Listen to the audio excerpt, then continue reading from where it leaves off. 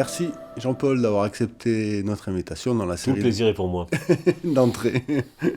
Mais le plaisir est partagé. La première question, quel est, Jean-Paul, votre tout premier souvenir d'enfance? La chose dont vous vous souvenez le plus petit, quand vous étiez le plus petit? Euh,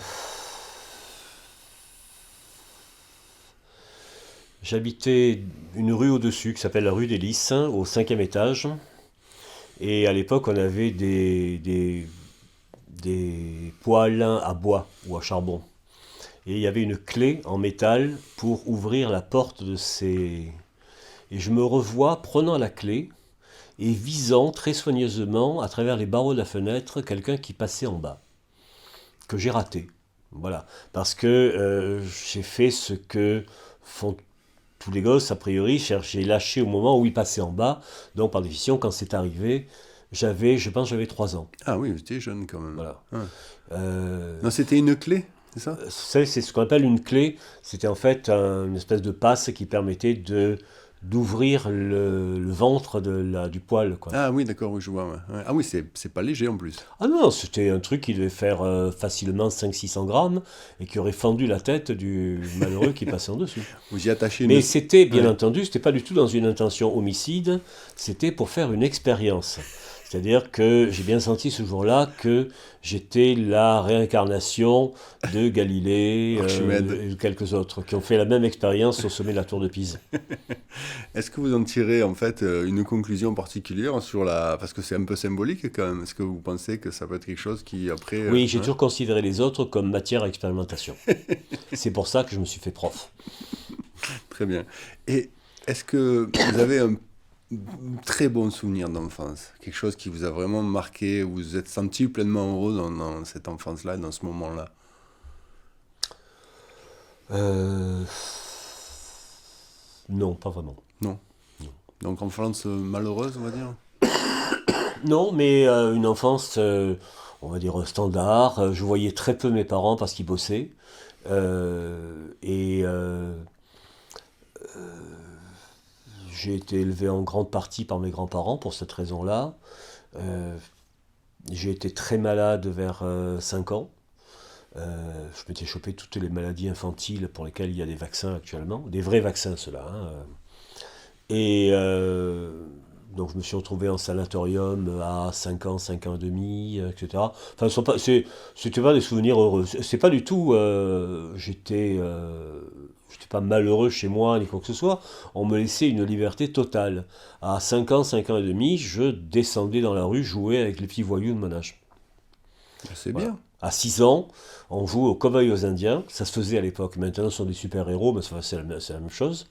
Et il y en a un qui m'a visé avec une carbine à plomb. Il m'a raté et moi j'avais un arc que j'avais fabriqué de mes propres mains. Je lui ai mis une flèche dans l'œil, qu'il a perdu d'ailleurs. Oui. C'est un beau souvenir. Voilà. Non, Mais vous avez été vous n'y inquiet. êtes pas Non, non, mais vous... avec l'argent de l'assurance, parce qu'il y a eu une assurance qui a fonctionné. Ouais. Ses parents ont créé une entreprise de peinture et actuellement il doit être pété de thunes. Mais il en a eu en moins. Il a un œil en moins. Ouais.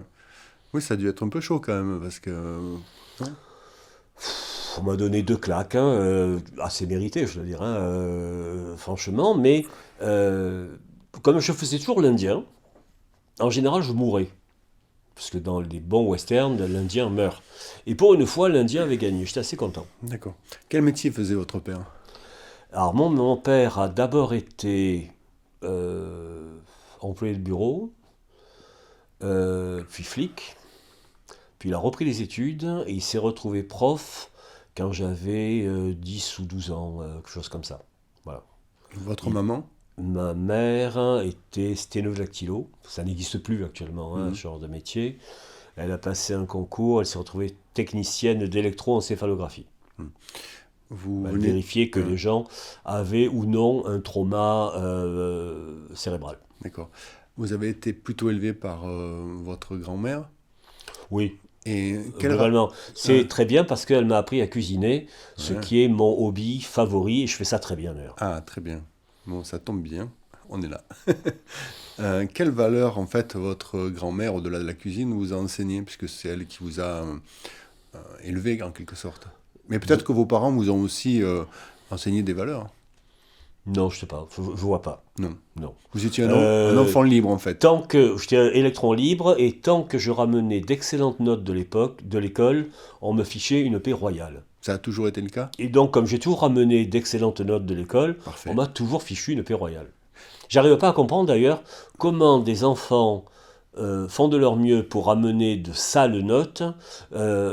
Donc, ils sont sûrs que ça va créer des perturbations. Voilà, ils ramèneraient de bonnes notes, on leur foutrait une paix royale, y compris en classe. Il y avait une discipline que vous aimiez plus particulièrement à l'école? Français. Français. Les maths? Comme ça, enfin, j'étais pas mauvais, j'aurais pu passer en seconde C, comme on dit, puisqu'à l'époque, c'était fin troisième qu'on s'orientait, mais c'est moi qui ai choisi de faire des lettres. Vous voulez que je vous dise pourquoi? Dites-moi. J'étais en troisième et je lisais les Confessions de Rousseau. Et à un certain moment, Rousseau, il a 24-25 ans, est à Venise, il est plutôt joli garçon, hein, et il y a une petite pute qui s'appelle Giulietta, qui le trouve mignon et qui lui donne rendez-vous pour le lendemain dans sa chambrette au-dessus du Grand Canal. Gratuit. Et il passe la nuit, ce garçon, à se dire, mon Dieu, que se passe-t-il? Où suis-je? En quelle étagère? Elle est tellement belle, elle doit avoir une monstruosité cachée pour faire ce métier. Parce que lui, alors lui, il est imbu de principes moraux protestants, hein. Et finalement, il se retrouve chez elle le lendemain. Elle se déshabille avec une rapidité professionnelle. Lui en est encore à se débattre avec son haut de chausse, comme on dit. Et il s'aperçoit qu'elle a un téton borgne. C'est-à-dire un sein dont la pointe est à l'intérieur. C'est très fréquent, à peu près 15% des femmes. Voilà, l'un ou l'autre ou les deux. Et il se dit, c'est ça, la monstruosité qu'elle cachait. Et ça lui coupe tout, pauvre chéri. Alors, comme quand même Giulietta a du métier, elle essaie de le ressusciter par tous les moyens que je vous laisse imaginer. Et ça ne donne rien. Il reste toujours sur 6h30, si je puis ainsi m'exprimer. Et c'est dans les confessions, hein, donc vous pouvez vérifier. On vous croit sur parole, oui. Et finalement, elle le laisse piteux sur le bord du lit. Elle va à la fenêtre pour s'éventer. Je ne sais pas si vous êtes allé à Venise l'été, il fait une chaleur épouvantable. Et elle se tourne vers lui et elle lui dit en italien: Lascia le donne, studia la matematica. Laisse tomber les femmes et fais des maths. Et je me suis dit, c'est ça, le choix. Soit je fais des maths, soit je m'intéresse aux femmes. Et j'ai donc fait des lettres, hein, ce qui est certainement ce qu'il y a de plus proche des femmes. Oui, oui, j'imagine. On n'a jamais séduit une femme quelconque avec des équations. Je pense pas. Ou alors on se fait chioler Ou alors peut-être. des perverses Oui, oui, que oui. je n'ose même pas imaginer. Oui, voilà, très bien. Quand vous étiez petit, vous auriez aimé faire quel métier? Alors la cuisine me tentait fort. Après, ça a été la psychiatrie. Euh, alors j'ai renoncé à la cuisine pour des raisons financières, parce que à l'époque, les seuls établissements dans lesquels on pouvait apprendre véritablement étaient en Suisse. C'était hors de prix. Oui, oui. À Lausanne, je crois. La psychiatrie, l'inconvénient, c'était qu'en médecine, on ne gagne sa vie qu'à partir, en gros, de la 5e année. Or, je- j'étais bien chez moi, je tenais pas à ce qu'il y ait de problème, je voulais gagner ma vie assez vite. Et donc, j'ai choisi finalement les lettres, ce qui me permettait de passer un concours à Bac+1 et de gagner 90% du SMIC de l'époque. Voilà. Et puis après, normal sup, etc. Enfin, le- tant qu'à être normal sup, autant passer l'agrégation. Enfin voilà, c'est la pente fatale, quoi, en quelque sorte. Dans votre parcours scolaire, même un peu plus tard, il y a eu des professeurs qui vous ont marqué, qui vous ont ébloui. Oui, oui, j'en ai eu un magnifique en 4e. C'était sa dernière année. On l'a su par la suite, mais il nous paraissait déjà très vieux, hein. Il devait avoir une soixantaine d'années, ce qui pour nous, 4e, c'était Mathusalem, hein, un peu de choses près. Et c'était un type impitoyable.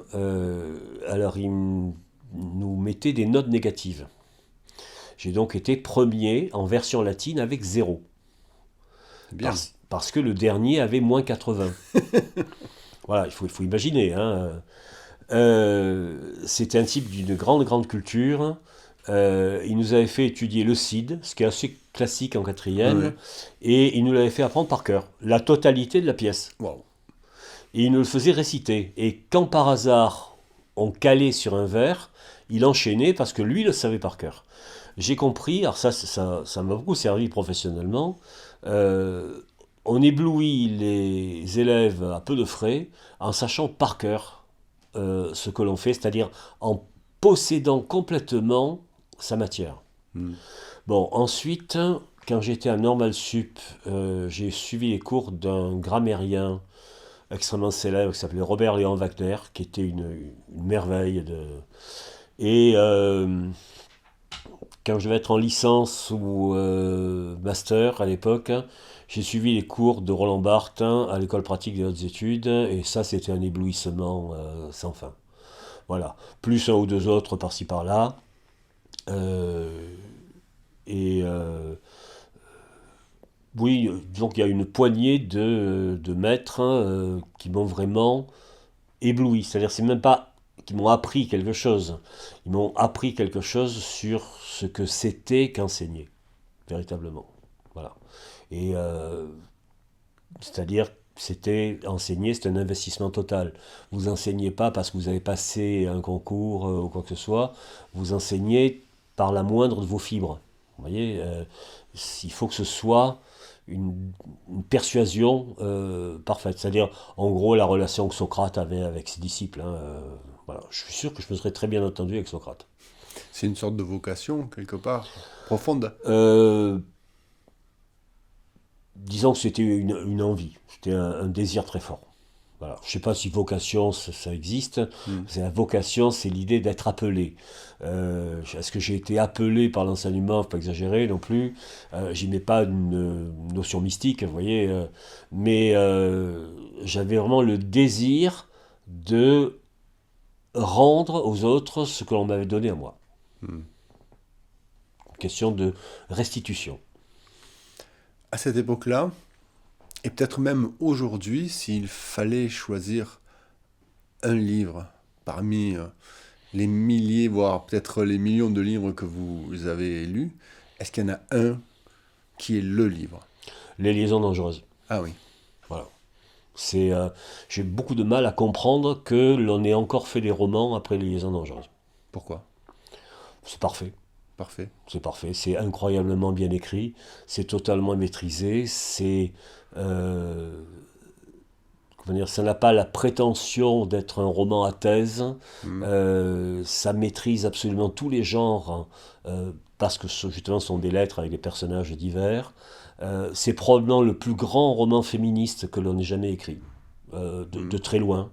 Et c'est assez logique que ce soit un homme qui ait écrit un roman féministe. Vous savez, c'est un peu comme Marx explique quelque part qu'il n'y a pas de culture prolétarienne.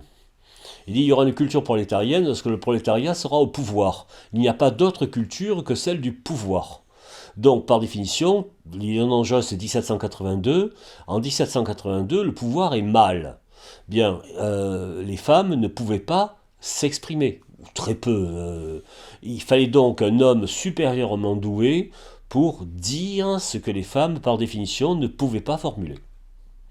Voilà. Et comme les femmes ne sont toujours pas au pouvoir, je crois qu'il y a très très peu de femmes qui ont été capables de dire des choses intelligentes. Beauvoir, Simone de Beauvoir. Vous voyez, mais certainement pas Annie Ernaux. Tiens, on va revenir, ça me fait rebondir ce que vous venez de me dire. La plupart des grands chefs cuisiniers sont des hommes. Alors, C'est très bizarre. Hein. rectification. Ouais. Bocuse était un grand chef, mais il avait été formé par la mère Brasier, qui faisait partie des mères lyonnaises, qui étaient les chefs des très grands restaurants lyonnais. Il y a quand même un grand nombre de femmes. Je rappelle que vous et moi, À l'époque, j'avais la télévision et je me régalais à voir Maïté donner des leçons de cuisine. Voilà. Elle avait une façon de tuer les anguilles à la Mémorable. masse qui me ravissait. Non, ça, du point de vue de la cuisine, simplement, l'expérience que j'ai des couples, etc., en dehors de mon couple à moi, c'est que très souvent, les femmes font la nourriture, on va dire, courante, et les hommes se réservent les plats exceptionnels. Pour valoriser leur ego un peu, pour dire... Alors, je dois dire qu'ils ils font pas la vaisselle, hein, dans ces cas-là, ils la laissent. Mais moi, je fais les deux. Voilà, j'ai interdit à ma compagne de pénétrer dans la cuisine. D'accord. Voilà, c'est un territoire qui m'appartient. Souvent, ces grands chefs cuisiniers, vous avez raison de le souligner, parce que dans notre métier, en fait, on fait des films publicitaires, etc., donc on a rencontré beaucoup de cuisiniers, et ils ont tous, alors c'est peut-être le fruit du hasard, mais le hasard existe-t-il, ils ont tous découvert la passion de la cuisine par leur grand-mère. Oui. Alors, s'il y a une question, c'est assez marrant. Euh, Ma mère savait cuisiner, mais elle n'avait pas le temps. Elle partait bosser à 6h30 du matin, elle rentrait épuisée à 3h de l'après-midi. Elle n'allait pas se mettre à cuisiner une daube ou un bourguignon à 3h de l'après-midi. Bon. Ma grand-mère était couturière à façon, comme on dit, donc elle travaillait chez elle. Donc elle avait tout le temps De s'organiser, ouais. de s'organiser. Voilà. Donc j'ai appris avec elle à faire des courses.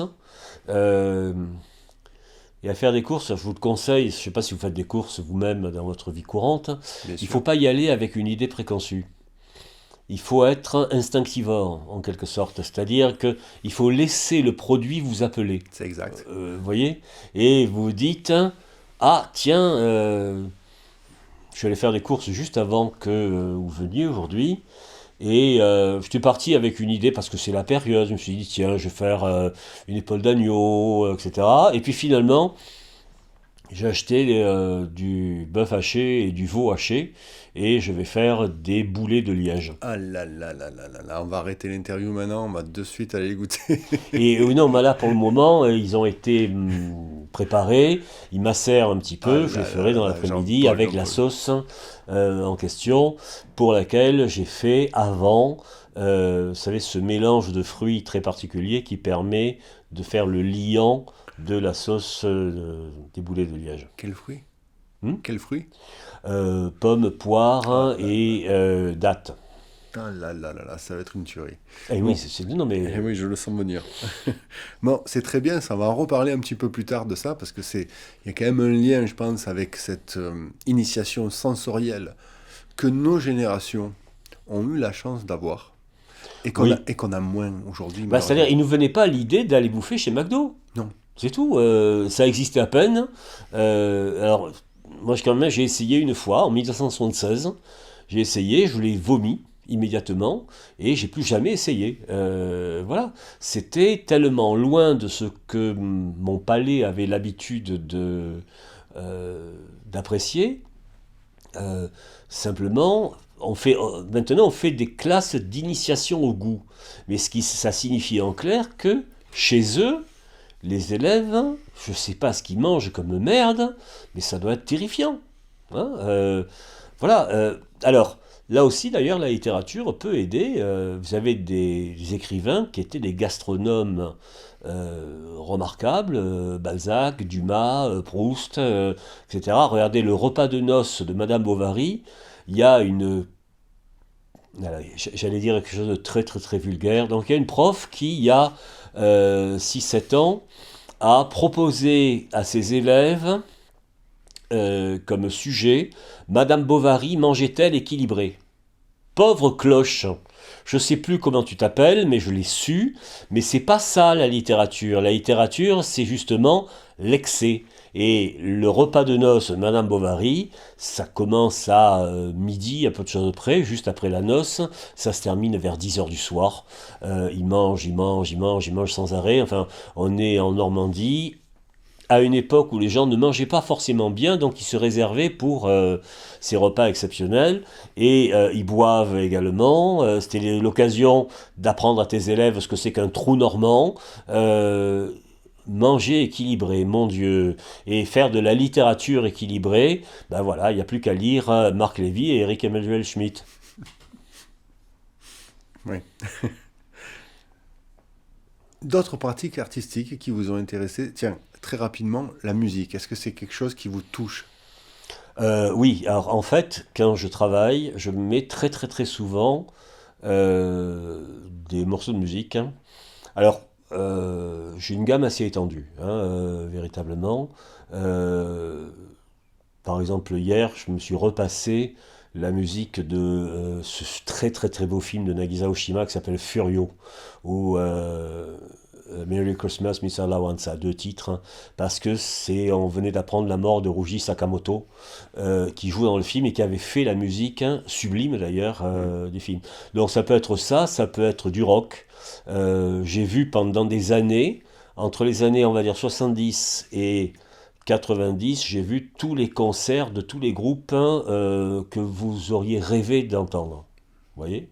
Dites-moi, faites-moi rêver. Je sais pas, Led Zepp, les Stones au moment où ils n'étaient pas encore Ouais, octogénaires, ouais. Deep Purple, etc. Enfin voilà. Et les Red Hot Chili Peppers, tiens.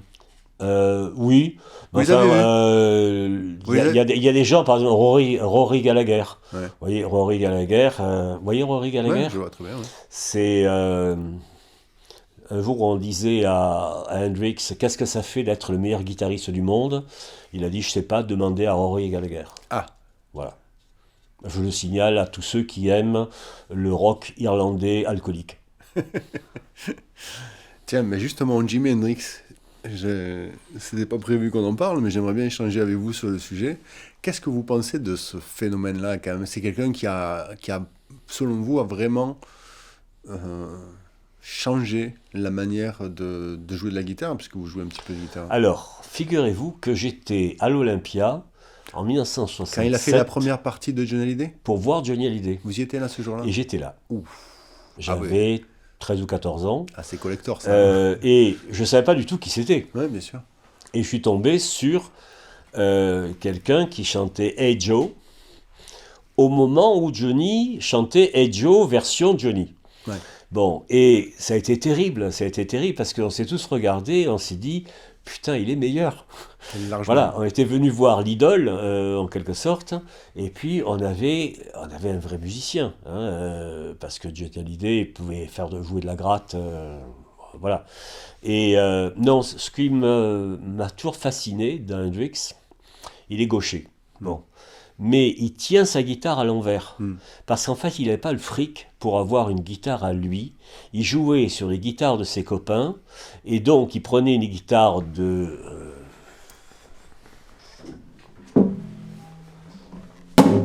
droitier, Ouais. que voilà. Mais en le jouant à l'envers, que voici, il se retrouvait avec les basses en bas et les aigus en haut. Ce qui fait que c'est extrêmement difficile de refaire du Jimi Hendrix, Ah oui, oui, c'est codé carrément. parce que il faut se remettre dans la gestuelle du petit noir pauvre qui a même pas de guitare à lui et qui va occuper en quelque sorte les guitares des copains.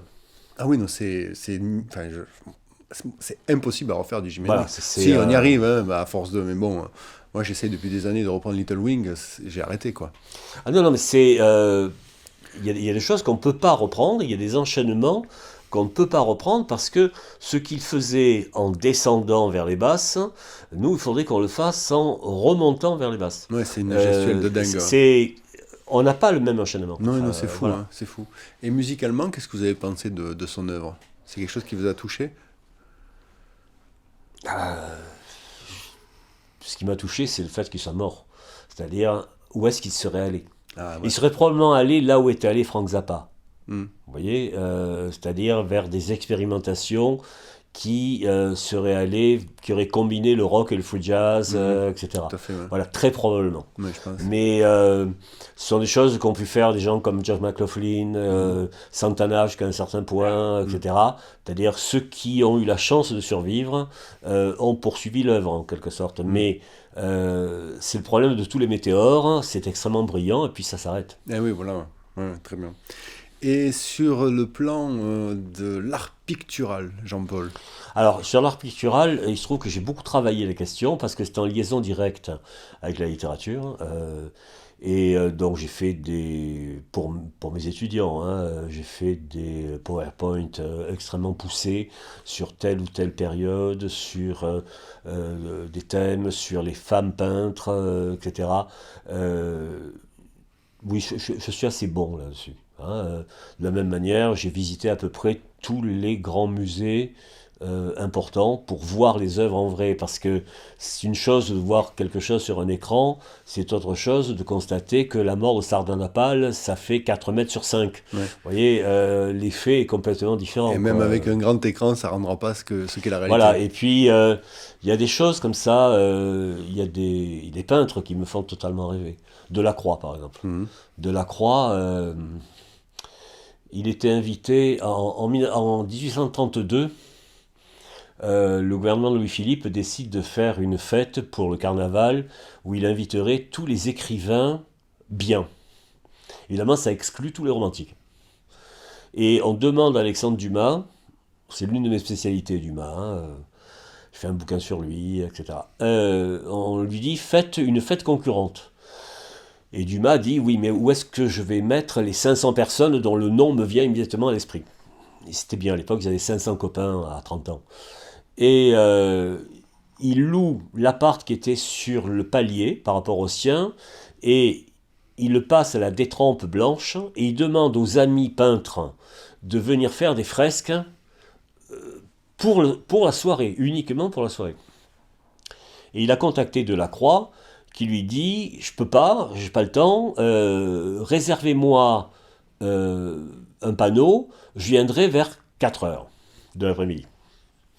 À 4 heures l'après-midi, arrive Delacroix, très élégant, frac noir, etc. Qu'est-ce que tu m'as gardé? Ben voilà, j'ai un panneau là, 2 mètres sur 3, très bien, qu'est-ce que tu veux dessus? Et il dit, ben, le thème général, ce serait des peintures connectées à ce qui se fait dans le théâtre historique actuellement, etc. Donc, dans l'histoire du roi Rodolphe, je vois du Portugal, je verrai, ou Alphonse, je sais plus. Je verrai bien le moment où, fuyant devant les morts, il laisse boire son cheval sur le bord du Guadalcanal. Très bien, dit Delacroix, et sans se changer, il prend une palette, enfin il prend d'abord Un fusain. un fusain, il fait un crowbar, Dumas dit personne ne pouvait comprendre ce qu'il y avait sur le... Et en 20 minutes, il fait un chevalier en armure, sur son cheval, dans un crépuscule sanglant, avec un... Voilà.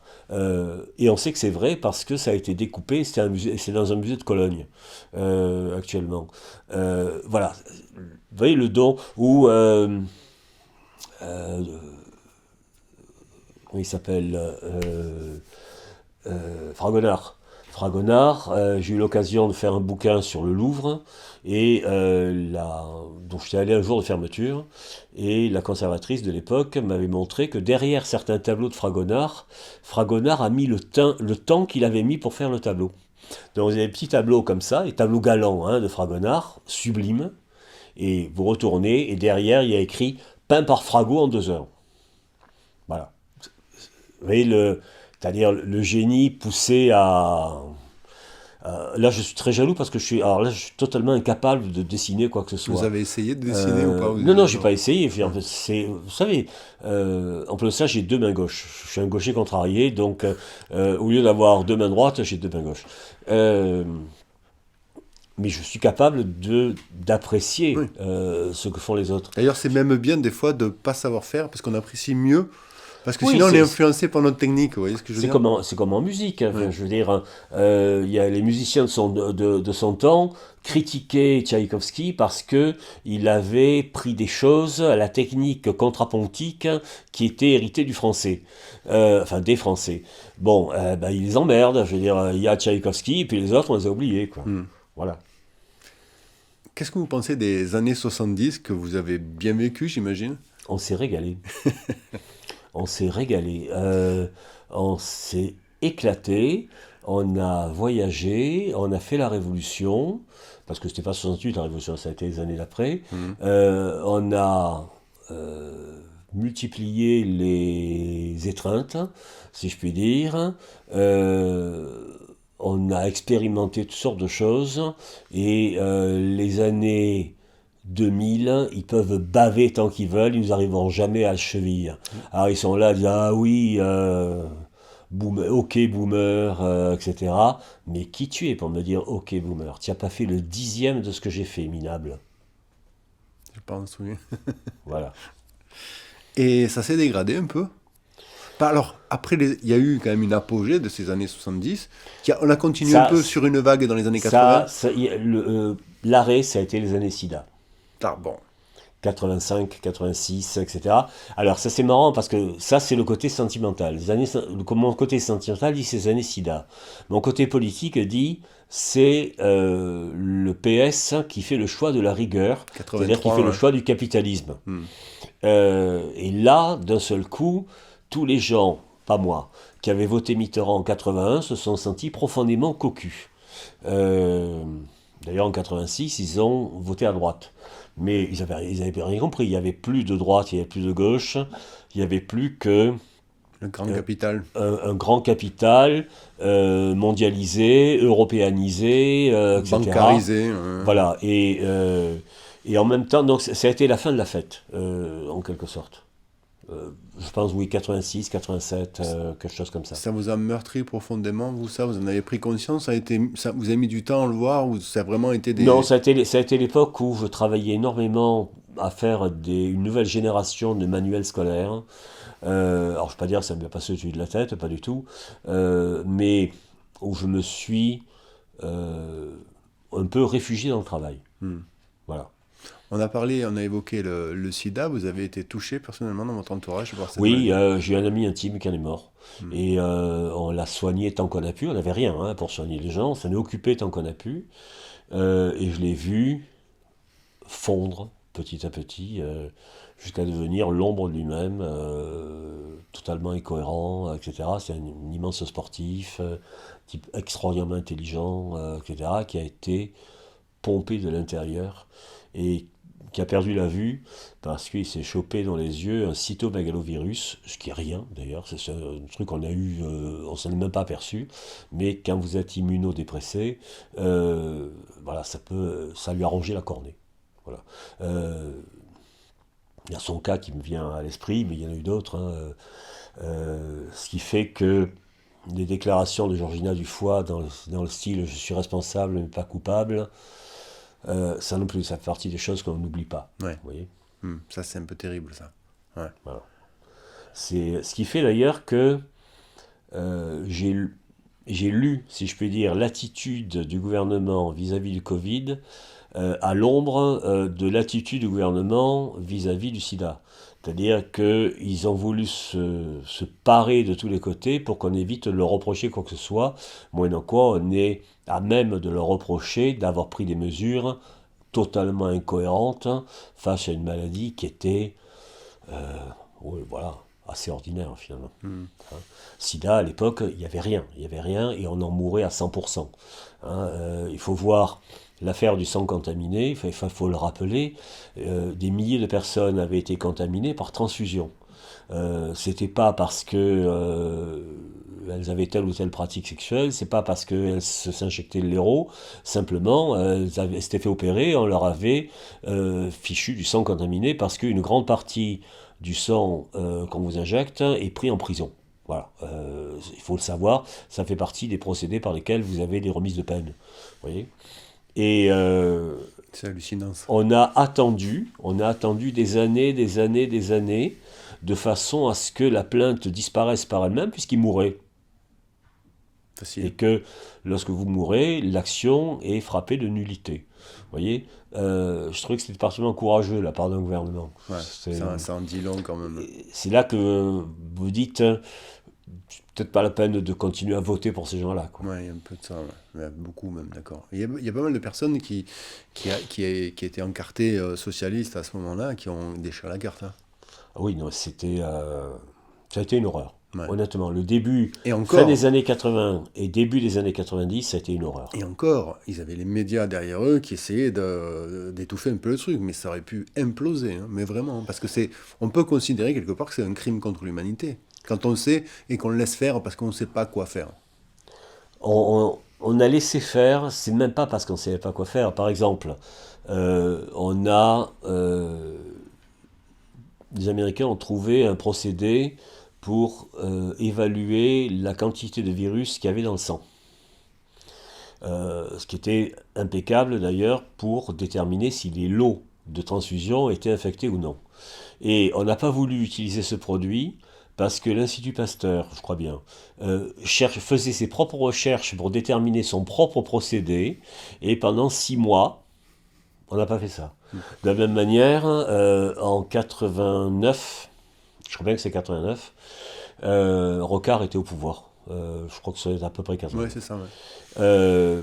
Il devait lancer une grande campagne de Prévention, un truc comme ça, non? prévention, et surtout dans le style sortez couvert. Hmm. Et l'archevêque de Paris est allé voir, Lustiger à l'époque, est allé voir Rocard en disant vous allez quand même pas lancer une campagne sur le préservatif juste avant Noël. Et ils l'ont retardé de 3 mois. Donc, tant de morts. Pendant 3 mois, il y a des gens, éventuellement, qui ont continué à sortir pas couverts. Voilà. C'est dur quand même à imaginer que pour des raisons de superstition religieuse, on renonce à des questions essentielles du point de vue de la santé. Vous y avez échappé? Oui, je sais pas pourquoi.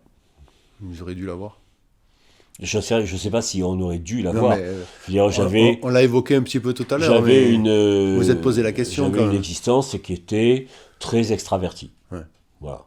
Et j'allais pas demander à mes copines si avec qui elles avaient couché avant, si elles s'étaient un jour piquées à l'héroïne, etc.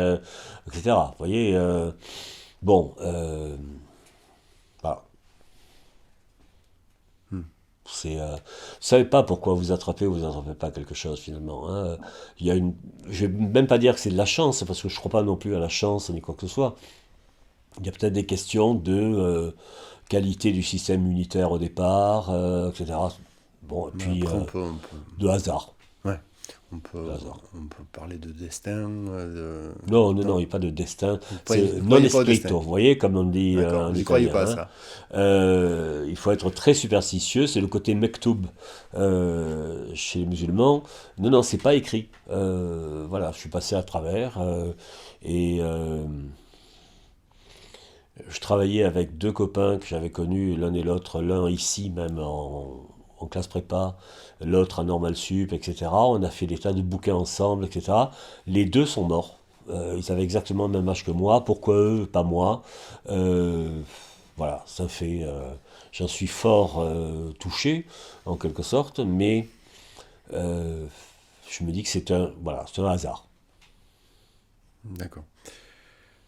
Tiens, question qui risque de peut-être vous surprendre. Vous êtes de quel signe astrologique?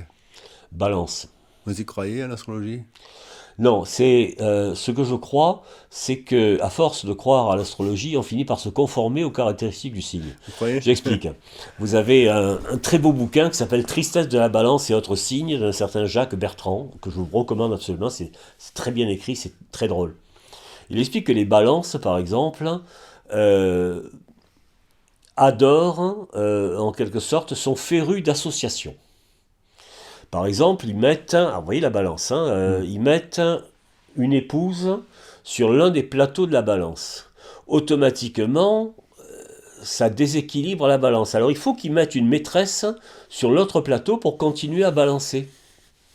c'est ce qui fait des balances d'excellents danseurs, puisque la danse, par définition, c'est l'art de rattraper la balance en permanence. Donc, je me suis dit que c'était très pratique comme Ça vous vision convenait. Ça vous vision de la convenait vie, bien. hein, Ouais. et j'ai pratiqué ça longuement. Ouais. Voilà. Et vous Mais êtes... autrement, non, ça n'a aucun sens. D'accord. Je rappelle même que la caractéristique astrale a été déterminée par les Grecs il y a très longtemps, que la récession des astres fait que ce n'est plus du tout au même endroit, Oui. et que si vous êtes né, vous, sous le signe Du taureau, je suis du taureau, peut-être vous pas n'êtes pas taureau. du tout taureau, Ouais, bien ni sûr. quoi que ce soit, mais n'empêche que Je crois qu'il y a 30 degrés à peu près de différence, voilà. c'est ça? À Donc en force fait, de 30 degrés, c'est dire, un signe vous carrément. dites, mais je suis alors le taureau enfonce les portes ouvertes pendant que le bélier enfonce les portes fermées.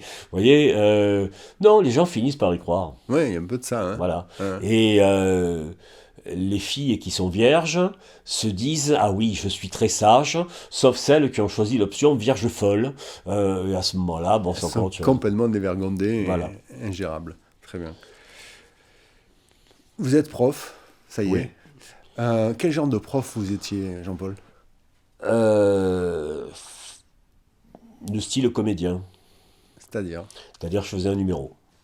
Alors là, votre pédagogie, votre sens du truc, c'est le spectacle un Je peu? pense, très franchement, je pense que les futurs enseignants devraient pratiquer le concours d'impro. Ouais. C'est-à-dire, on leur donne un sujet, je ne sais pas si vous avez pratiqué ça vous-même ou vu pratiquer ça. Moi, j'ai découvert ça au Canada, où ils passaient l'hiver à jouer à ça. On vous donne un sujet, vous avez 3 minutes pour trouver quelque chose à dire sur ce sujet, et vous vous exprimez pendant 3 ou 4 minutes, et vous êtes acclamé ou rejeté par jet de coussin. Vous voyez, jaune ou rouge. Bon, c'est-à-dire vous n'avez pas le temps vraiment de préparer. Par exemple, je n'ai jamais fait cours avec des fiches devant moi. Jamais.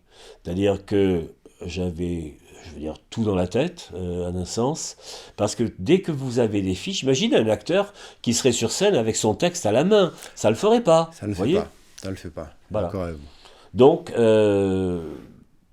oui, je faisais spectacle.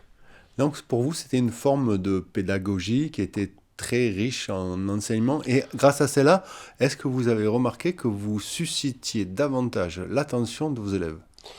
Les élèves viennent, surtout depuis quelques générations, là, hein, ils viennent de plus en plus comme s'ils regardaient la télé.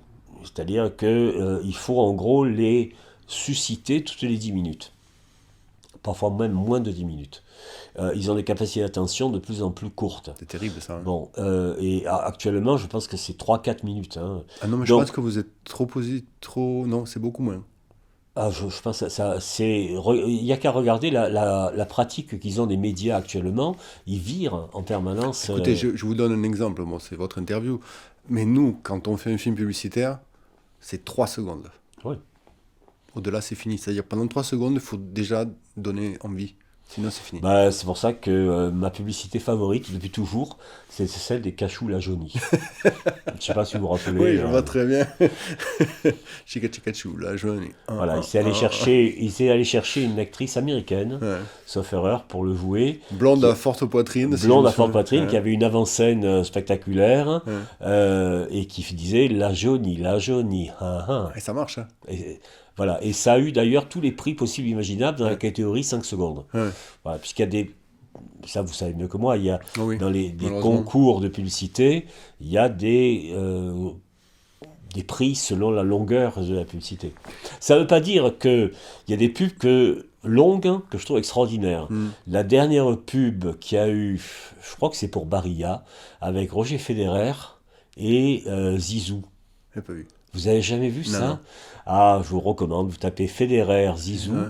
et c'est une pub à rallonge où il y a un jeune garçon qui s'appelle Zizou et qui, dans une interview de Federer, dit « Et j'aimerais, vous me promettez qu'un jour on jouera ensemble ?» Et Federer s'en débarrasse en disant « Oui, oui. » Et puis, un peu plus tard, on retrouve le Zizou dans un club quelconque style Monaco, et il se retrouve face à Federer, et tout est monté d'une façon extraordinaire. Et en fait, tout ça, c'est une publicité pour les pâtes. Hmm. Euh, Donc on sort complètement du sujet et pour voilà, mais le parce mettre en que, valeur. mais c'est une attitude totalement pédagogique, hein. C'est-à-dire vous racontez quelque chose qui est porteur de sens. Euh, Ésope et La Fontaine ont fait ça avec une fable qui s'appelait Les membres et l'estomac, etc. C'est-à-dire que il faut ce qu'on appelle le storytelling maintenant, hein, Mhm. mais on n'a pas attendu d'avoir un mot américain pour le dire, on sait pratiquer ça depuis très très longtemps. Ce que vous venez de me dire, ça me fait penser à une question qui m'interpelle. Selon vous, euh, est-ce que vous pensez qu'une publicité, qu'elle soit bien faite ou un peu moins bien faite, a vraiment de l'influence sur l'acte d'achat? Alors, pour avoir, parmi mes nombreux travaux de nègre, j'ai fait un bouquin pour Jacques Séguéla. Hmm. Et donc que j'ai un peu fréquenté pendant un certain temps. Et qui m'a dit que, à l'époque, hein, la seule publicité dont il était sûr qu'elle avait eu une incidence sur les ventes, c'était la publicité pour Evian, les bébés nageurs. Et au départ, c'était les vieillards nageurs. Je ne sais pas si vous vous rappelez Si, si, tout cette à fait, pub. ouais. Et il dit, et là, c'est une pub tirée faite en longueur, hein. Il y a eu Hmm. les vieillards nageurs, les bébés nageurs, la nana avec son imprimante, la musique, hein, qui avait été réenregistrée, c'était Queen réenregistrée par des voix d'enfants, etc. Mhm. Rien qu'avec le CD de la bande sonore de la pub, ils ont payé la campagne de pub. Et il y a eu une augmentation des ventes de 20%. Voilà. Comment il expliquait ça, ces gars-là? Euh, il expliquait le fait que ça avait été mis en place de façon à ce qu'on repère vraiment bien le nom du produit et qu'on imagine au produit des vertus qui n'étaient pas dites dans la pub. Tout dans le subjectif, quoi. C'est-à-dire, par exemple, on voyait des bébés. Il n'y avait qu'un seul véritable bébé, les autres étaient Des des animations. animatronics. Hmm. On voyait des bébés nager dans l'eau, etc. L'association, c'était eau et viande, mais à aucun moment on ne disait que les viandes étaient faites pour les biberons, parce que c'est pas vrai. Parce que si vous faites des biberons à l'évian, vous avez un effet de débouche évier. Vous voyez, tous les parents qui ont eu des enfants constipés savent que en changeant la composition de l'eau en utilisant Épar ou Contrex ou Evian, ça fait un effet siphon Hmm. en quelque sorte. Hmm. Mais ce n'est absolument pas recommandé pour les biberons tous les jours. Bon, il vaut mieux une eau moins lourde en quelque sorte. Mais voilà, il était arrivé à ça, c'est-à-dire que ça jouait sur l'idée de l'eau de jouvence, avec les vieillards qui Oui, étaient, voilà, ouais. alors Hmm. là, qui étaient de vrais ex-nageurs de compétition, plongeurs de compétition, et qui s'étaient régalés d'ailleurs, hein, à tout point de vue. Donc il y avait une espèce de bonne humeur, il y avait la musique de Queen, We Will Rock You, euh, qui venait bien. Et Dieu sait que trouver un gimmick pour la pub, c'est extraordinairement difficile. Voilà, c'était une réussite. Et le fait est que, quand on reprend la totalité de la campagne, c'est une réussite. Autrement, 90% des campagnes, je suis incapable de vous dire quel est le nom du produit que ça vendait. Même quand l'histoire est bien faite, on se dit, mais de quoi ça parlait déjà? Ça parlait de voiture, mais quoi? Il me faut un effort, par exemple, pour me rappeler que Georges Clooney a fait une campagne pour Fiat. Vous voyez, mais parce que Georges Clooney avait occulté en quelque sorte, hein, Oui, le produit. on vendait plus Georges Clooney que le produit. Et vous, dans votre vie de tous les jours, est-ce que vous avez remarqué que vous êtes influencé par les pubs? Alors, dans votre choix d'achat, hein, je parle bien. Non, C'est bizarre, hein? non, parce que je mets en avant des questions de gastronomie, Oui, bien sûr. etc. Et Hmm. par exemple, j'achète de l'eau minérale, mais par définition, je vais varier mes eaux minérales. C'est-à-dire, Hmm. je ne suis pas accro euh, à telle ou telle eau minérale. De la même manière, je vois des produits. Je prends un exemple, je sais pas, il y a eu des campagnes sur suivez le bœuf. pour consommer de la viande de bœuf, mais c'est pas la question de suivre le bœuf, ça venait après la vache folle, vous savez, il y a eu des... Mais ce qui m'intéresse, moi, c'est quand je vois le morceau de bœuf, je sais s'il est bon ou non, parce qu'il est plus ou moins persillé, etc. Et je vais pas me casser la tête à savoir s'il vient du Limousin, etc. Voilà, ça se voit. Vous voyez une côte de bœuf, vous savez si elle va être bonne. On va revenir un petit peu donc à votre manière d'enseigner.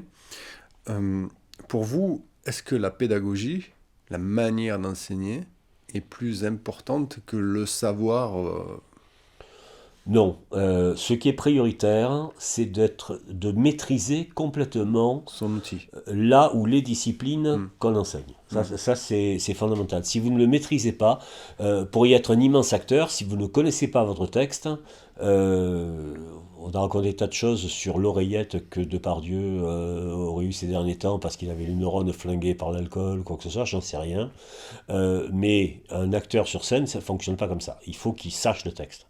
Bon, et ensuite, ce qui est second, c'est, alors ce qu'on appellera la pédagogie, c'est l'art de la vente, en quelque sorte. C'est marketé un peu quelque part. Oui, Ouais. et l'art de la vente, c'est-à-dire je vais vous vendre... Excusez-moi Jean-Paul, c'est le donner envie. Je vends mes salades. Je vends mes salades et je vais glisser dedans quelque chose qui vous donnera envie d'aller plus loin que la salade. Ça marche pas. Hein. Ça m'est arrivé de sortir de cours en me disant j'ai merdé. C'est pas passé. On le sent très bien. Très vite. Hein. Ouais. Comme un comédien sur scène, de temps en temps, je me rappelle plus comment s'appelait cet extraordinaire comédien anglais. Il jouait, ça me reviendra, il jouait dans La Rose et la Flèche de Richard Lester. Et il jouait un jour Hamlet, et au bout de 5 minutes, il s'est arrêté, il a regardé les spectateurs, il dit mais comment vous pouvez me supporter? Vous voyez pas que je suis nul aujourd'hui? Et il s'est cassé. Voilà. Il y a des jours, ça m'est arrivé en cours. Et vous avez identifié pourquoi? Vous n'étiez pas bien, mal luné, un truc comme ça ou... On est deux en classe, hein. Il y a les élèves, et les élèves encore, il y a des groupes parmi les élèves. Vous savez, quand vous êtes sur scène, je trouve que j'ai fait un peu de théâtre, hein, par-ci par-là, vous sentez qu'il y a telle ou telle part du public qui vous résiste. Et donc vous vous réorientez de façon à leur parler. Et alors vous le sentez comment? C'est une espèce de vibration? Il y a une vibration. Ouais. Une vibration, et puis vous les voyez en train de se gratter le nez. Ouais, ça c'est pas bon signe. Ouais. Voilà. Hein. Et donc vous allez le travailler différemment. Ça m'est arrivé une fois, il y a 3-4 ans, un truc comme ça. J'ai commencé un cours, ça a duré 5 minutes à peu près. Je dis, bon, on est parti sur une mauvaise base. On va reprendre. Je suis sorti, j'ai refermé la porte, je suis re-rentré, j'ai dit bonjour, et je suis reparti à ce moment-là, de ce nouveau point, en quelque sorte. Évidemment, bien sûr, il y a une part de théâtre là-dedans, mais c'était tout à fait sincère, c'est-à-dire je sentais que ça collait pas.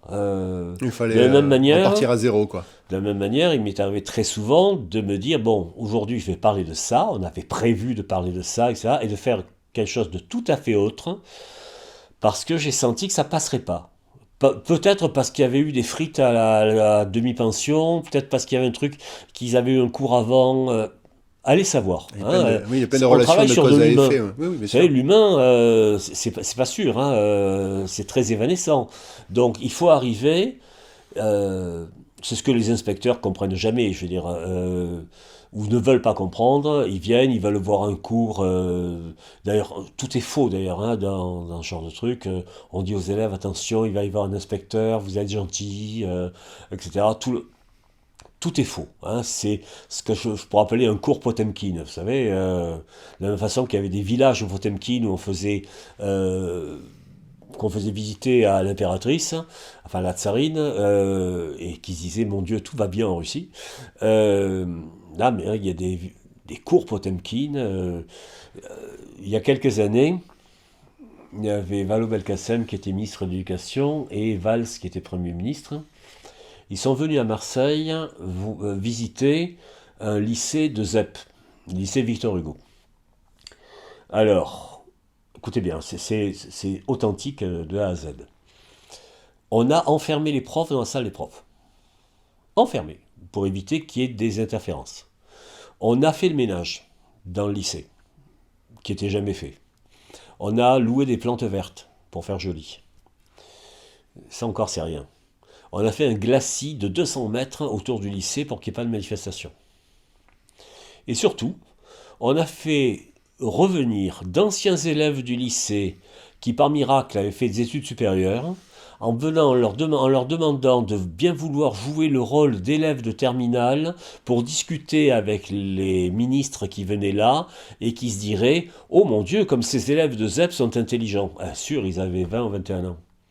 Je l'ai su parce que j'avais un élève, un étudiant, que j'avais donc à Bac+1, et qui m'a dit « Je ne serai pas là, je suis sollicité par mon ancien lycée », et qui nous a raconté après comment c'était passé. Et les deux ministres sont repartis tout à fait contents. Ça se trouve, ils ne savaient même pas. Non, eux ne savaient pas que tout était faux de A à Z. Ils sont bien. Non seulement ils sont coupés la réalité à la base, mais on les coupe encore Oui, plus de la mais réalité. Ouais. là, je l'ai su parce que je suis dans le milieu. Mais je suis persuadé que lorsque Darmanin va visiter un commissariat, c'est faux également. C'est un Pareil. commissariat Potemkin. Ouais. Vous voyez, quand Bruno Le Maire va voir un chef d'entreprise, c'est une entreprise Potemkin. C'est-à-dire, tout est radicalement faux. Il suffit de fréquenter un petit peu un ministère pour savoir que l'information ne remonte pas. Plus exactement, ce qui remonte, c'est une version tronquée de l'information. C'est un peu comme une revue de presse où on ne vous donnerait pas toute la presse et médicalement les articles qui vous sont favorables. C'est que ça, ouais. On a fait pas mal de films pour Erasmus. Qu'est-ce que vous en pensez d'Erasmus? Ça peut être bien. C'est pas mal, hein? Ça peut être bien. Hein. Alors bien entendu, c'est dans l'idéologie européaniste, etc., etc., etc. Mais c'est toujours intéressant d'aller voir, à condition qu'Erasmus soit pas uniquement une façon d'aller voir comment baisent les madrilènes. Vous voyez, allusion à l'auberge espagnole, etc. Mais ça peut être intéressant de voir, par exemple, que vous avez des facs étrangères dans lesquelles on travaille beaucoup plus sérieusement que dans les facs françaises. Voilà. Ou en tout cas très différemment. Et de toute façon, pour apprendre une langue étrangère, il n'y a pas d'autre moyen. Il faut y aller et il faut être parachuté en quelque sorte. C'est-à-dire se retrouver tout à fait coupé du milieu. Tout à fait, ouais. Et moyennant quoi, j'ai rien contre l'idée qu'on en profite pour nouer des relations diverses et variées, parce que c'est encore le meilleur moyen d'apprendre une langue étrangère. Oui, tout à fait, ouais. Voilà. Nous, dans ces films-là qu'on a fait pour Erasmus, on était chargé de mettre en avant notamment les filières Bac Pro. Quel est votre avis sur cette pédagogie qu'on va appeler la pédagogie du concret? Est-ce que c'est quelque chose qui est porteur selon vous? Parce que ce que j'ai remarqué souvent, et j'en suis un exemple, c'est que dans tout le début de notre éducation, on est vraiment confronté qu'à des choses qui sont complètement abstraites. Oh, l'histoire, la géographie, la biologie, la physique, Alors, encore des trucs. Mais c'est très vrai, mais alors là, il faut vraiment opérer une révolution. Je suis accablé par le fait que les bacs pro sont une filière de désespoir, à peu de choses alors près. que C'est-à-dire ça devrait être alors que ça l'inverse. devrait pas être ça, ça Même devrait être au l'inverse. contraire des filières très porteuses au niveau de la formation. Mais effectivement, on sort il faudrait que dès la sixième, à peu de choses près, on amène les élèves à envisager des métiers manuels, etc. Et qu'ils aillent voir véritablement, pas uniquement une semaine en troisième, mais véritablement chaque année, qu'ils aillent voir chez les artisans, dans les petites entreprises, etc., comment ça se passe. Ce serait génial, Véritablement. Et parce que 9 fois sur 10, ou je sais pas, moi, je reviens à l'un de mes sujets de prédilection, qu'ils aillent voir dans la cuisine d'un restaurant, en se faisant petit, parce que c'est sûr, Oui. toujours on peut aller trois dans la cuisine, Ouais, ça bouge bien aussi. Ouais. qu'ils voient ce que ça demande, en quelque sorte, comment on traite le produit, comment on se traite au niveau humain, etc. Comme on bosse, Euh, quoi. voilà, il y aurait certainement, parce que 9 fois sur 10, les gens qui sont envoyés en bac pro le sont en fonction d'un échec. Hmm. Bon, il faudrait que ça cesse, il ne faut pas que ce soit en fonction d'un échec, il faut que ce soit en fonction d'un désir. Mais là, il faut reprendre ça vraiment à la base. Mais c'est important, selon vous. C'est certainement important. Je rappelle simplement que dans un pays qui est en désindustrialisation accélérée, les filières, par définition, se rétrécissent. Mhm. Voilà. De sorte que vous avez quelques métiers d'art dans le petit artisanat qui sont tout à fait de pointe, mais qui sont bien insuffisantes pour caser tout le monde. Euh, et le bac pro, je veux dire, il y a des secteurs dans lesquels, comment dire, ce sont juste des SAS avant Pôle emploi, hein, voilà, Hmm. pratiquement. Hmm. Il y a quelque chose aussi, une question que j'aimerais vous poser. Quand vous parliez en fait que dès la sixième, ils devraient faire des stages, est-ce que vous ne pensez pas qu'aussi, dès, on va dire, la jeune enfance, mais assez tôt, on commence déjà à parler en fait, ou à analyser un petit peu le comportement, la sensibilité des élèves, pour voir un petit peu ce qu'ils sont, globalement, pour déjà commencer pas une forme d'orientation, mais déjà au moins échanger avec eux sur leurs désirs, leurs envies, leurs limites. Vous savez, alors, ça c'est expérience. Jusque vers 15-16 ans, au minimum, les élèves sont une somme d'éléments qui leur viennent de leurs parents, de leur entourage, etc., et qui à 90% sont des caricatures. C'est-à-dire que vous faites un cours et en face, ils ont des idées a priori avec lesquelles ils sont arrivés. Alors c'est faux à 90% du temps, hein. Il y en a qui vous expliqueront que la Terre est plate, que Darwin ça n'existe pas, etc. Bon, il faudrait d'une façon ou d'une autre, vous savez, arriver à les amener, enfin, moi c'est ce que j'ai essayé de faire à un certain moment, faire table rase de tout ce qu'ils savent, de tout ce qu'ils croient savoir, de tout ce qu'ils croient être, pour repartir d'une base saine. C'est ce qu'a fait Descartes avec lui-même. Hein. Il s'est dit, je vais partir d'une brique élémentaire, euh, cogito ergo sum. Voilà, je pense, donc je suis.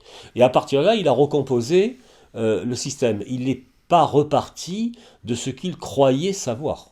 C'est-à-dire, il n'est pas reparti, par exemple, de la religion chrétienne, etc. On a tout mis à zéro. Il a tout remis à zéro.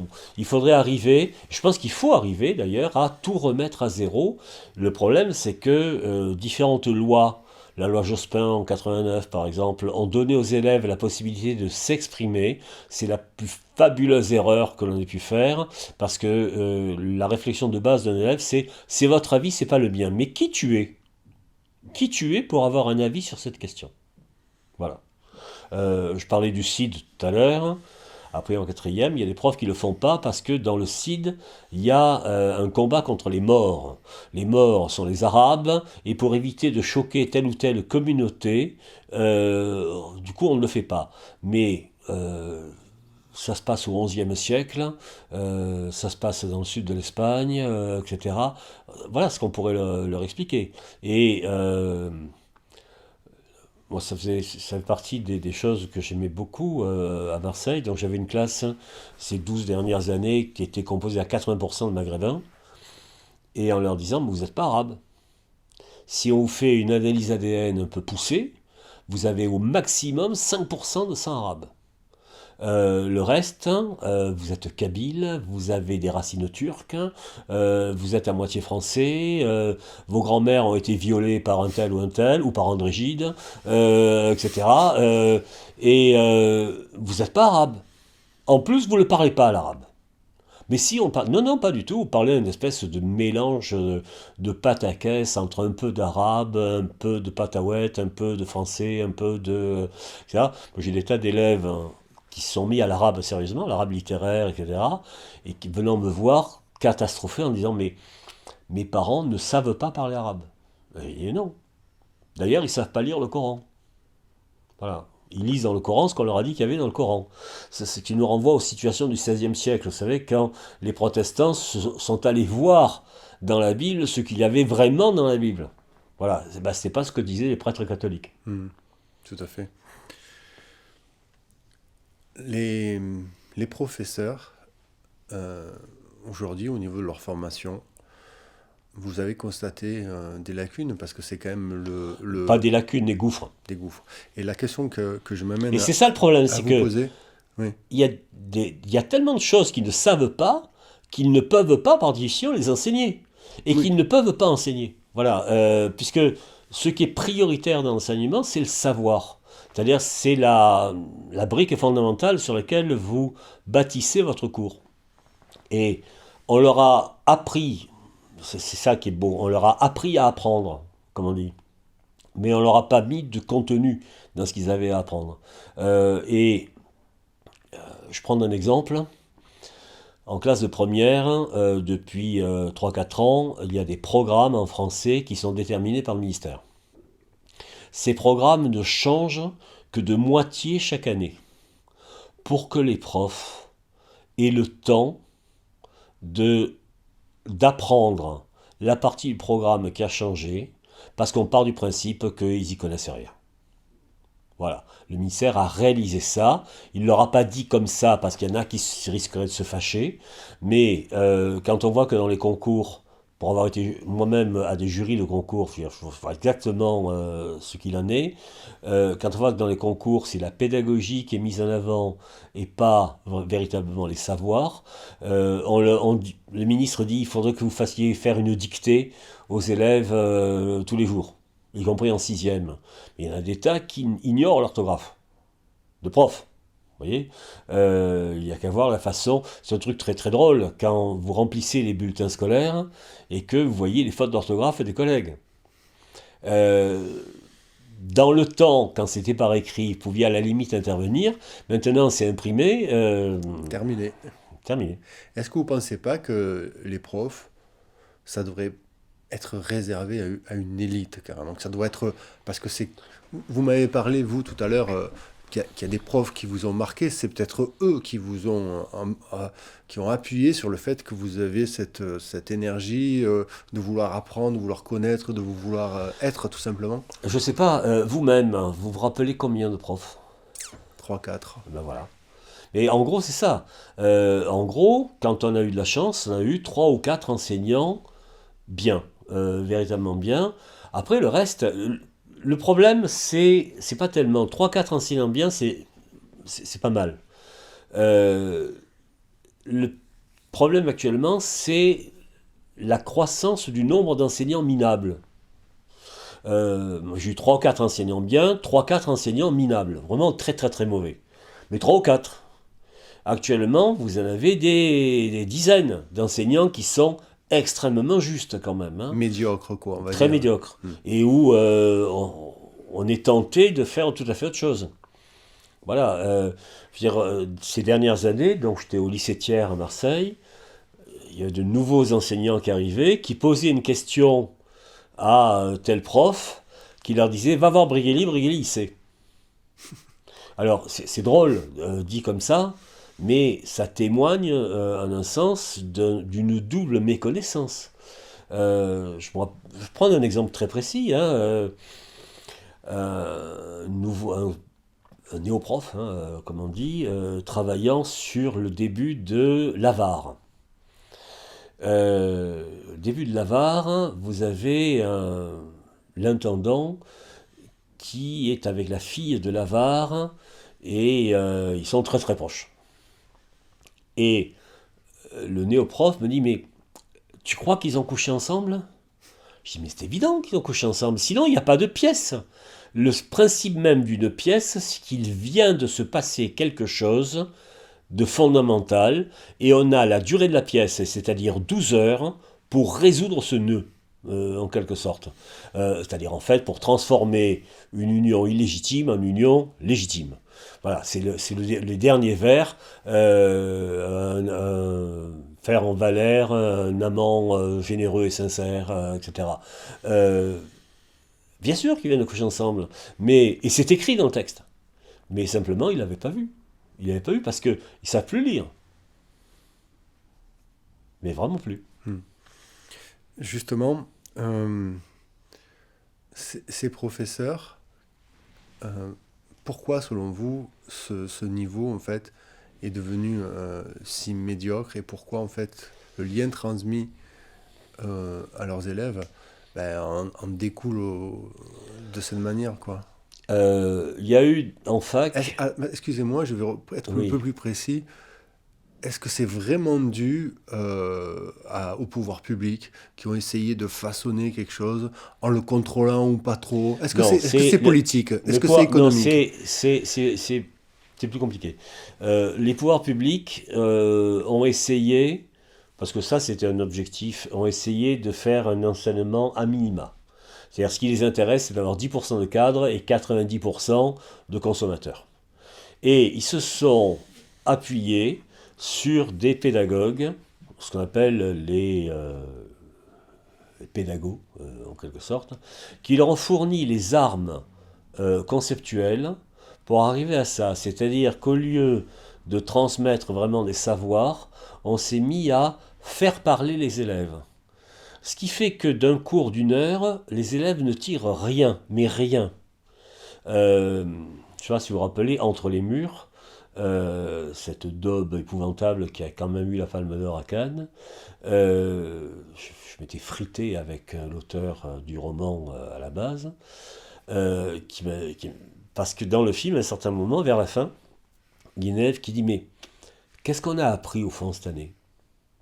Et la réponse c'est rien. Voilà, ils n'ont rien appris. Ça m'a frappé, en 2003, il y a eu des émeutes en banlieue, et ils ont commencé à brûler les écoles. Voilà. Euh, et c'était symbolique, c'était très fort de ce point de vue-là. Ils brûlaient ce qu'ils auraient bien aimé adorer, mais c'était plus possible. On leur avait pas appris. Il y a un poème de Hugo comme ça où il y a un émeutier qui vient de brûler une bibliothèque. Et Hugo lui dit mais tu te rends pas compte, c'est un crime, etc. Et l'autre dit à la fin je ne sais pas lire. Voilà. Eh bien, ils ont brûlé les écoles parce qu'ils sont sortis de là sans savoir lire. Les chiffres du ministère, c'est que 40% des enfants entrant en sixième ne maîtrisent pas la lecture et l'écriture. 40%. En moyenne. Maîtriser, hein. Attention, hein, Oui, maîtriser. Hmm. En moyenne. Ça veut dire que et alors, la maîtrise de la lecture, il y a des chiffres, hein, c'est très précis, c'est le décryptage de 500 signes minutes. 500 signes minutes, c'est le tiers d'une page de format livre de poche. C'est ça le critère officiel de savoir lire. Un individu normal, il lit 1500 signes en 1 minute, à peu près. Hein. Quand on lit voilà, comme ça, Hmm. bon, ils sont en dessous de ça. Hmm. Ils sont en dessous de ça et on se rend bien compte quand on fait cours, surtout en collège, que les 2 tiers du vocabulaire qu'on emploie, c'est un vocabulaire inconnu de la part des élèves. Tout mot de plus de 2 syllabes, il y a un flou qui s'instaure immédiatement. Alors il le rapproche d'un autre mot qu'il connaissait déjà, Et qui n'a rien à etc. voir. Voilà, et qui n'a rien à voir. Hmm. Euh, il y a un boulot qui n'a pas été fait. Simplement, pendant très longtemps, par exemple, on recrutait, pour être instituteur, professeur des écoles, si vous voulez, il fallait avoir fait une licence dans l'une des matières que l'on enseigne à l'école. Français, maths, histoire. Depuis quelques années, il faut avoir n'importe quelle licence. Sociaux, psycho, etc. Mais expliquez-moi ce que quelqu'un qui a fait une licence de psycho connaît à la façon d'apprendre l'addition, la multiplication, la soustraction. La division actuellement est apprise à partir du CM1. Apprise à partir du CM1, ça veut dire que en sixième, c'est toujours pas maîtrisé. On a vu récemment des petits Ukrainiens venir en France pour les raisons que nous savons, et qui ont été effarés du niveau en maths, en particulier des écoliers français, qui sont très en dessous Ah oui. de ce qu'ils sont. Parce que, alors je veux dire une horreur là, mais le système ukrainien fonctionne comme le système russe d'ailleurs, parce que c'était exactement de la même manière, avec une attention particulière sur les matières fondamentales, et on rigole pas en classe. Ça va on peut, voilà. De façon générale, il y a l'ordre règne, en quelque sorte. Euh, Mais on, même, on est très loin ici. j'irais même plus loin dans certains pays, notamment l'URSS, l'Ukraine, voire peut-être même la Chine. On a vraiment l'impression que l'école, c'est vraiment une institution respectable. Ici, on a l'impression que c'est devenu une garderie quelque part. Oui. Alors ça tient aussi au fait que nous sommes dans une civilisation libérale où on est ce que l'on gagne. Les profs gagnent très peu, donc ils ne valent pas grand-chose. Et c'est là qu'il Mais faut inverser la tendance. quand on justement. disait à propos de la Chine, par exemple, j'ai eu des élèves de maths sup qui venaient de passer ce qu'on appelle les Olympiades de maths. Donc qui se font au niveau terminal en France. Sur un concours international, etc. Et m'expliquant qu'ils s'étaient retrouvés face à des petits Chinois de 12 ans qui les mettaient minables, parce qu'à 12 ans, ils avaient déjà un niveau en maths qui était le niveau polytechnique. Vous voyez Ça calme. Parce que, effectivement, alors, d'abord, les Chinois ont un matériel humain tel que Oui. ils peuvent dégager des élites sans aucun problème. Mais surtout parce que le cerveau d'un enfant est une matière très souple finalement, et on peut y déverser des connaissances, etc. Jusque vers 12-13 ans, ils sont capables d'absorber. Beaucoup plus que plus tard, d'ailleurs. Beaucoup plus que plus tard. Plus tard, quand on apprend, c'est d'une façon tout à fait différente. Bon, or, c'est justement dans les premières années qu'on n'apprend pas. C'est là qu'il y a un problème majeur.